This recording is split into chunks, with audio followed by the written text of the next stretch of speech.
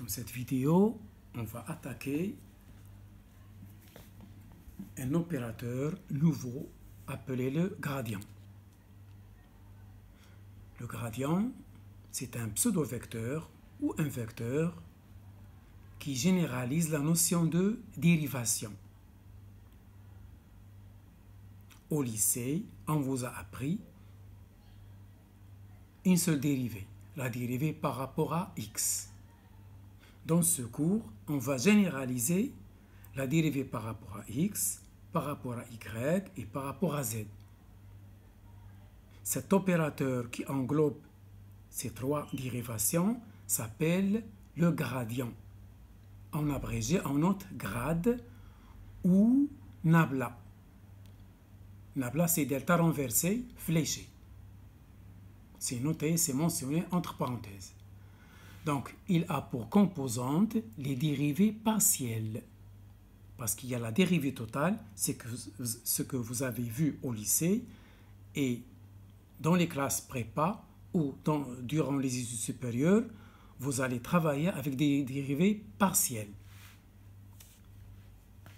Et on a, par définition, grade, c'est un opérateur qui a pour composante la dérivée partielle par rapport à x, la dérivée partielle par rapport à y et la dérivée partielle par rapport à z. C'est un opérateur comme multiplier, diviser, soustraire, etc. Exemple, soit le champ suivant. C'est un champ scalaire. Autrement dit, soit la fonction à trois variables f de x, y, z, qui est devant vous, x carré moins 3xy carré z au cube plus xy carré z carré. Donc, quel est l'objectif? On va calculer, on va s'intéresser au calcul de son gradient, le grade de ce champ, le grade de cette fonction à trois variables. Donc, on va calculer la dérivée partielle par rapport à x, ensuite par rapport à y, ensuite par rapport à z, comme vous voyez. Que signifie la dérivée partielle par rapport à x? C'est-à-dire, vous supposez que seul x varie. Tout le reste, ce sont des constantes. Que signifie la dérivée partielle par rapport à y? C'est-à-dire, la seule variable qui varie, c'est y. x, z reste constante. Il en est de même pour par rapport à z. C'est z qui varie, mais x et y restent constantes. Et on a dérivée partielle du champ par rapport à x, c'est ça, 2x moins 3y carré z au cube plus y carré z au carré. La dérivée partielle par rapport à y du champ scalaire f est 0 moins 6xy z au cube. La dérivée partielle par rapport à z, c'est ça la notation. C'est 0 moins 9xy carré z carré plus 2x y au carré z.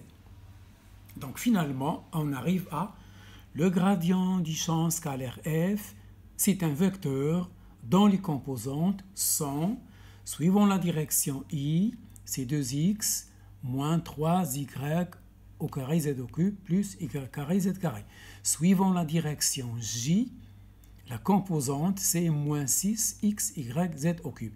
Et suivant la direction k, de la base orthonormée, toujours orthonormée ijk, on a moins 9xy carré z carré plus 2xy carré z. Voilà un exemple qui illustre la notion du gradient. Voici un petit exercice express. Calculer le gradient de 1 sur r.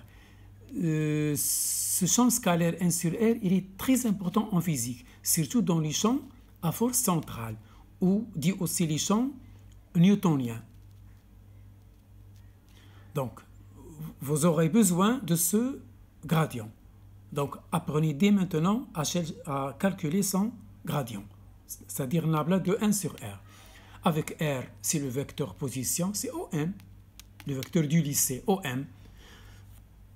Ici, on note r, c'est le rayon vecteur, c'est xi plus yj plus zk.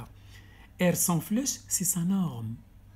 C'est x carré plus y carré z carré à la puissance 1 demi ou racine. Nous, on veut 1 sur r. Voilà, 1 sur r, c'est x carré, y carré plus z carré à la puissance moins 1 demi.